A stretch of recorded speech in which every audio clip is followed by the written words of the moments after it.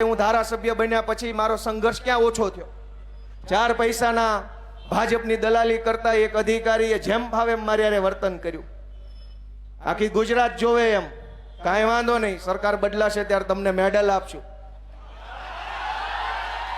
લોઢાનો medal આપવાનો છે।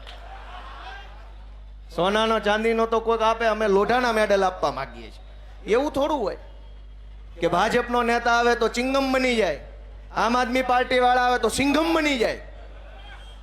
વાહ ભાઈ સિંઘમ, ગઈકાલે અહીંયા બંધ કરાવવા આવ્યા, ભાઈ ગણપતિ બંધ કરાવી દેશો?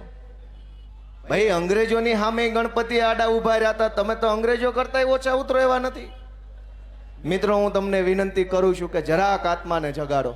અમારી સામું ન જોવો તો કાંઈ નહીં, તમારી પોતાની સામું તો જોવો કે હું હાલેશ।